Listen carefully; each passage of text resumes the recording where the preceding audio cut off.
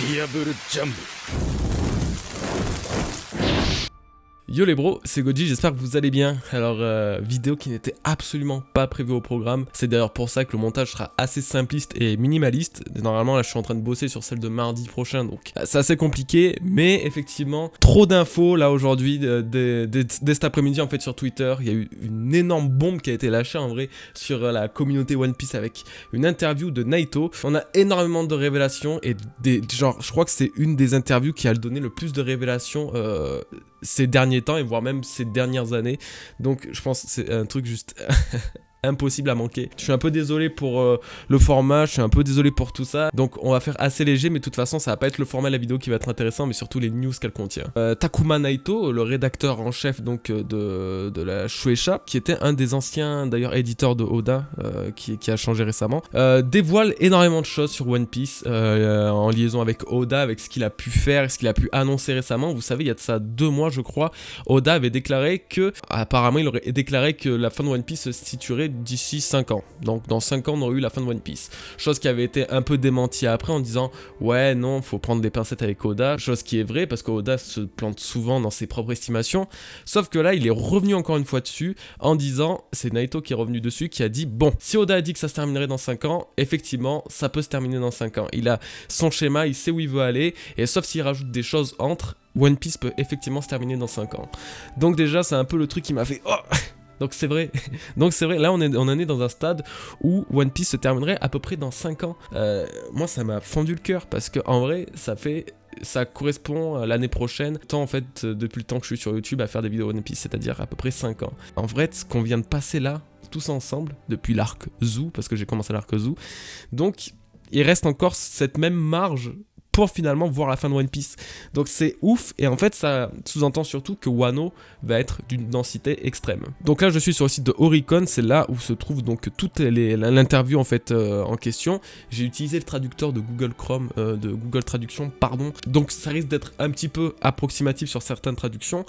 Mais en gros voilà, on va commencer, on va un peu parler de tout ça. Donc déjà on parle de Stampede. Stampede qui a été apparemment donc un vrai succès au box-office, que ce soit à l'étranger ou au Japon. C'est vraiment un film qui a généré énormément d'argent et qui a eu énormément de succès, donc c'est une très bonne chose bien évidemment. Et donc c'est d'autant plus important puisque du coup le sens de Raftel a été dévoilé pour la première fois dans Stampede. Donc c'est bien écrit dans l'interview, le sens de Raftel a été dévoilé pour la première fois. Donc c'est 100% canon. Et là, c'est dit, une fois de plus, tout ce qui se passe autour de Stampede est canon. Donc, oui, vous allez râler, oui, mais on peut pas classer ça dans la chronologie, parce que ça se passe avant Wano, parce que ça se passe après l'arc de Whole Cake Island, tous les Winged sont pas réunis, bref, la chronologie, en gros, on s'en fout un petit peu, c'est les infos qui sont intéressantes, et les grosses révélations sont canon. Bon, donc Bullet doit exister dans l'histoire de One Piece, quoi qu'il en soit. Donc même, apparemment, Oda a été ravi des retours de ce film, parce que pour lui, ça a été genre le meilleur. Tant qu'il y a eu de bons résultats, c'est un peu celui que la communauté a apparemment préféré. Et alors, on aurait pu croire que Stampede était le dernier film de One Piece, parce que c'est quand même... One Piece, on arrive quand même, comme on l'a dit, sur la fin, donc effectivement, il se pourrait que voilà, ce soit un des derniers, enfin, ou du moins le dernier, chose qu'Oda, du coup, a refusé, parce que Oda a dit, ok, c'est bien, mais maintenant, je vais pouvoir encore tirer quelque chose de plus intéressant, un tour final plus intéressant. Alors, ça sous-entend sûrement qu'il va y avoir un film ultime One Piece, peut-être vraiment le film, The Film canon de One Piece, où il va y avoir énormément d'infos qu'il n'a pas pu condenser dans le manga mais qui va être balancé dans ce film. C'est largement possible, peut-être que ça l'a motivé justement avec Stampede, mais quoi qu'il en soit, apparemment, parce que même Naito a été choqué, il disait waouh, quelle personne, et apparemment donc Oda a encore des projets sur, on va dire, la filmographie de One Piece, et ça va avoir sûrement un lien donc du coup avec tout ça, avec la fin. C'est ce que j'en traduis, faites attention quand même, on va surveiller les futures traductions du japonais à l'anglais et de l'anglais à français pour pas trop dire de conneries, mais apparemment c'est ça. Bon. Ok, donc déjà, c'est assez cool. On va avoir donc du nouveau contenu One Piece lié au film. Très bien. Ils disent aussi un truc assez intéressant, et finalement c'est assez vrai. Stampede a une ligne directrice assez proche de l'histoire originale. Bah oui, parce que finalement, oh, il y a un trésor, tous les pirates se rassemblent pour essayer de le récupérer parce que c'est un trésor de ouf lié à Roger. Bah au final, là ce que je viens de vous citer, c'est à la fois l'histoire originale de One Piece avec le One Piece et tout, l'exécution de Roger, et c'est à la fois aussi, finalement, le film de Stampede, puisqu'à la fin, j'ai pas trop envie de spoil parce que je pense que certains l'ont pas encore vu, mais à la fin il y a un gros truc lié à Roger, et c'est un lien avec justement bah vous savez quoi. Donc c'est vraiment, le film de Stampede est beaucoup plus important qu'on le croit, parce qu'il se calque littéralement sur l'histoire originale de l'œuvre. Et donc d'après donc les révélations liées à ce qu'on peut avoir sur Raftel et tout, notamment sur l'orthographe qui a changé, eh ben Naito dit que c'est quelque chose qui n'a pas été brouillé depuis le début, c'est juste que les gens n'avaient pas spécialement capté, mais en gros là Oda, tout ce qu'il fait, ça rentre toujours dans ce qu'il voulait faire lui, en gros, de One Piece. Il est dit aussi que du coup, Stampede serait en gros le premier film à publier des informations importantes et non disponibles dans l'original. Donc on confirme encore le fait que Stampede est 100% canon, avec des informations à apprendre vraiment véritablement, contrairement à d'autres films. Parce que justement Oda a décidé que ça devrait être révélé ici. Donc ça met un petit peu un stop à tous les gens qui disent ouais mais de toute façon les films c'est jamais canon, ouais les informations c'est pas canon, parce que finalement vous voyez Oda est là en train de vous dire les gars, c'est canon. Donc ça rentre dans l'histoire du manga. Ensuite, on a une information sur Wano Kuni. Alors, Wano Kuni, c'est ouf parce que y en a beaucoup qui sont en désaccord avec l'arc, qu'il est long, qu'il est machin, qu'il est pas si top que ça. Moi perso, j'aime beaucoup. C'est vrai qu'il est très long. C'est vrai que parfois c'est un peu dur de pas décrocher. Moi, je pense que tout ce qui est review, tout ce qui est lié à YouTube me permet donc du coup de vraiment me mettre à fond dans cet arc et dans le vivre à fond. Mais je peux comprendre que des gens qui le lisent juste pour lire et genre juste pour apprécier One Piece puissent se dire ouais, enfin c'est pas ce que j'attends. Moi j'attends ça parce que c'est mon métier, parce que oui c'est littéralement mon métier, c'est fou hein. Mais genre littéralement voilà, c'est quelque chose qui me hype de semaine en semaine, et même si le chapitre est pas très bon, j'arrive quand même à en tirer une certaine hype. Et effectivement il y a pas mal de gens qui ont des problèmes avec ça, avec Wano. Sauf que là il est bien dit que l'histoire de Wano, l'histoire nationale de Wano, est une histoire liée au One Piece. Et c'est à dire que cet arc, c'est encore dit littéralement, en fait ce que je vous dis là c'est du 100% vrai, c'est les mots de l'éditeur donc je vous mytho pas, mais l'histoire de Wano Kuni et l'arc de Wano Kuni est le plus important de tout One Piece, littéralement. Et ça va être celui qui va avoir le plus de liens avec en fait l'histoire originale du One Piece et du trésor au final.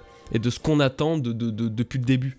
Et donc là, ce qu'on apprend aussi, surtout donc lié à Wano, c'est pour vous expliquer un peu le principal en fait de cet arc et à quel point il est important.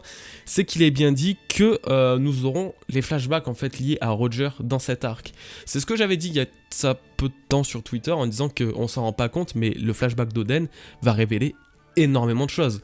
Les flashbacks d'Oden va révéler tout ce qui est lié au poneglyphe, va révéler la véritable histoire de Wano, et va révéler tout ce qui est lié au siècle oublié, parce que vous rendez-vous compte, on va suivre la vie de quelqu'un qui est allé sur Raftel. Avant qu'il aille sur Raftel. C'est-à-dire que là, en gros, sans s'en rendre compte, on est en train d'un peu de vivre en quelque sorte l'histoire de Roger, en fait. Genre comme si on avait vu Roger au tout début, quand il avait justement rencontré Riley, et ben là, on est en train de vivre un peu ça. Et c'est quelque chose qu'on a attendu depuis, je sais pas combien d'années, de siècles, hein, que dis-je. Et ben là on est en train de le vivre, et je crois que les gens se rendent pas compte à quel point le flashback d'Oden va être incroyable. Il va rencontrer Roger, il va aller sur Raftel avec lui. Si on a de la chance, tout ça sera dans le flashback, et on va avoir l'histoire de Roger sans doute. Et c'est encore ce qu'ils veulent nous faire comprendre à travers cette interview, parce que donc les souvenirs tirés de Wano Kuni décrivent les aventures légendaires de Gold Roger. Ce moment lié à Wano Kuni est le moment le plus important de la série à lire absolument pour connaître les bases de One Piece, et je peux affirmer que cette série, donc ce passage mènera au cœur de qu'est-ce que One Piece. Donc, à la fin de Wano, on va avoir 50%, on va dire, même plus, mais je sais pas combien, mais on aura toutes les cartes en main pour savoir ce qu'est le One Piece. Rendez-vous compte, on est dans l'arc, comme si c'était l'arc final au final. On est dans l'arc qui va nous dire, mec, là, ce qu'on est en train de faire, ce qu'on est en train de vivre, à la fin, on aura sans doute l'un des plus grands mystères révélés de One Piece. Genre, là, après, il nous restera plus rien quasiment. Ça me fait peur, c'est fou, ça fait peur. Et c'est pour ça que quand on prend du recul, on se dit, ok, Wano est un peu mou, mais mon gars, quand dans 10 ans, on va parler de Wano à nos enfants, on va dire, ah, asseyez-vous, j'ai une histoire à vous raconter. Donc là, tout ça, c'est tout ce que je vous dis, c'est Oda en gros il est en train d'approuver absolument tous ces mots, parce que c'est lié à ce que dit Naito, et genre là, vous avez pas source plus officielle que ça en fait. Et là, il parle en fait de One Piece aussi, il parle de One Piece en général en disant qu'on se rend pas compte, mais quand même, ça fait 22 ans que ça dure, 22 ans qu'on a un manga d'une telle qualité, d'une telle densité, et tout ça est fait quasiment seul par Eiichiro Oda, qui sans exagérer, Oda rentre pas chez lui, il reste dans un lieu de travail sombre avec moins de 3 heures de sommeil par jour. Et continue de dessiner One Piece. Et là, le mec il dit qu'en tant qu'éditeur, ce qu'il voit, c'est un effort inhabituel chez tous les artistes de manga. Alors attention, c'est pas pour dénigrer les autres mangaka, il y en a qui sont incroyables aussi dans la régularité, etc. Mais c'est pour dire que la qualité de vie de Oda est horrible. Elle est horrible pour proposer One Piece. Tant qu'il n'a pas terminé son œuvre, il ne vivra pas, ce mec. C'est terrible à dire, mais One Piece est actuellement en quelque sorte un peu son fardeau. Et c'est la seule prison qu'il maintient avec la vie réelle qu'il est en train de dessiner en fait à travers les aventures de Luffy. Pour l'instant, sa seule récré, c'est de dessiner les aventures qu'il aimerait lui-même vivre, je pense. Et c'est assez dur de se dire ça et de se dire, mais tu m'étonnes qu'Oda il a envie de terminer dans 5 ans, il veut vivre. Déjà qu'il a bouffé sa vie à faire ça, enfin, genre, c'est pas pour rien non plus, il est riche. Là, il met la daronne en lieu sûr, c'est clair, bien sûr, mais là, franchement, c'est chaud, quoi, je veux dire. On s'en rend pas compte, mais la vie qu'il mène, pas beaucoup voudraient la monnaie non plus, malgré l'argent qu'il y a derrière. Et donc, du coup, voilà, il reparle un peu des 5 fameuses années donc de fin de One Piece. Alors, ça avait été dit sur la vidéo de YouTube de Fisher, où il avait, je crois, questionné One Piece quand est-ce que ça allait se terminer, et Oda aurait dit donc dans 5 ans. Alors, Naito dit que en ce qui concerne les projets futurs de Oda, parce que lui du coup il sait quand même un peu un minimum, pour lui il pense pas que ça va se terminer dans 5 ans, parce qu'il y a encore trop à faire. Cependant, si Oda dit que c'est 5 ans, je pense que ça se terminera dans exactement 5 ans, parce que peut-être il est un peu déterminé, comme je disais à l'instant, à terminer son œuvre, parce que...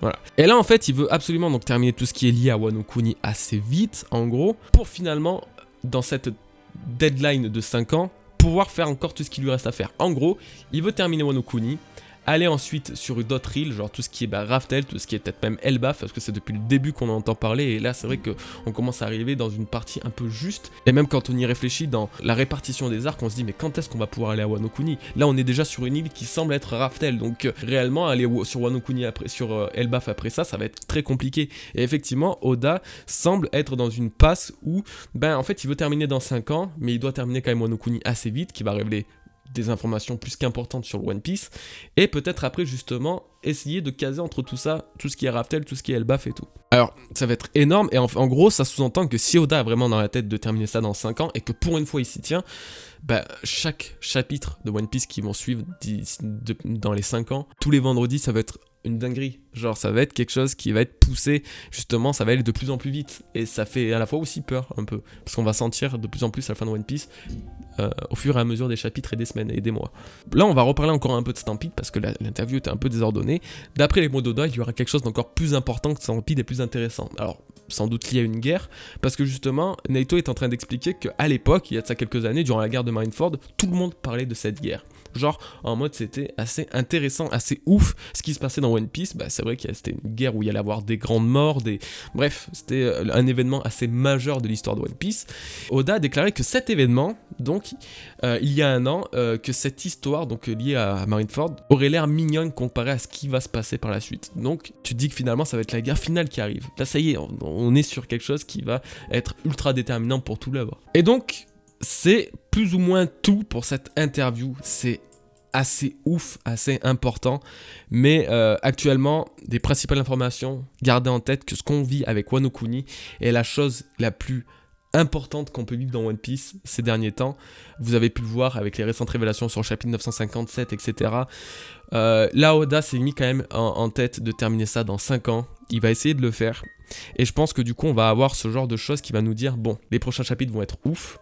Le flashback d'Oden va nous révéler des choses sur Roger. Ça va peut-être être le flashback de Roger qu'on n'a pas eu. On va avoir ce genre de révélations. On va avoir des révélations sur Raftel, sur ce qu'est le One Piece. En gros, c'est un compte à rebours en gros qui s'est déclenché pour nous dire les gars, là bientôt on va encore avoir une news importante. On va encore avoir un truc de ouf. Et ça va être que ça, tout le temps, systématiquement. On va avoir des... je sais pas quoi vous dire de plus en gros, mais...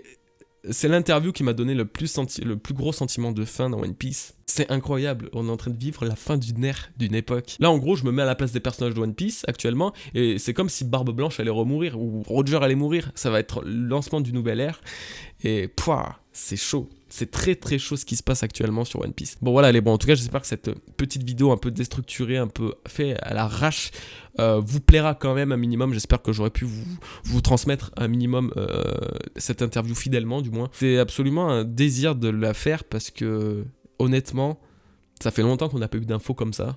Et j'avais envie de partager ma détresse avec vous en même temps.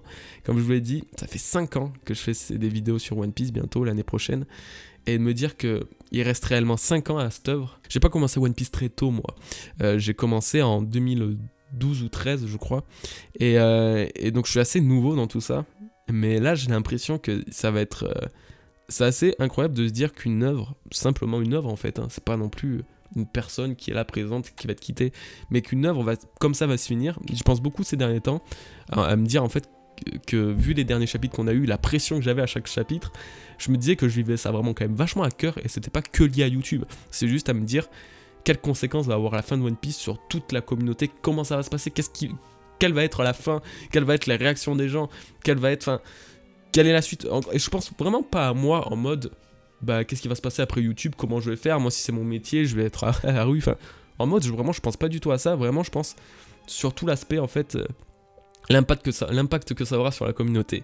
Et là je me dis ouais, bah avec ce genre d'interview, je suis à la fois terriblement hypé, parce que je suis trop content. On va avoir des révélations qu'on attend depuis des dizaines d'années. Qu'on attend depuis des dizaines d'années, on se comprend. Moi, j'attends ça depuis moins longtemps, mais du coup, c'est pareil, je vis ça avec vous. Et on attend ça depuis donc des années. Et alors, à la fois, j'ai une hype intense, extrême, mais à la fois, je suis en mode total déprime en me disant... Putain, c'est bientôt fini, qu'est-ce qu'on va faire après? Quel vide ça va laisser? Donc voilà, j'avais envie de parler un peu de ça. J'espère que cette petite vidéo vous aura plu. C'est vraiment fait à l'arrache, je suis encore désolé. Mardi prochain, je vous sors une vidéo beaucoup plus qualitative normalement. C'est pas la vidéo spéciale dont je vous avais parlé récemment, mais ça va être une vidéo assez qualitative. Donc voilà, j'espère qu'elle vous plaira. En attendant, on se dit donc à très bientôt les bros, portez-vous bien. N'hésitez pas à laisser un petit like éventuellement si cette vidéo vous a plu, ça pourrait me faire plaisir. Et puis voilà. À demain pour la review du chapitre, et puis portez-vous bien. Peace les bros.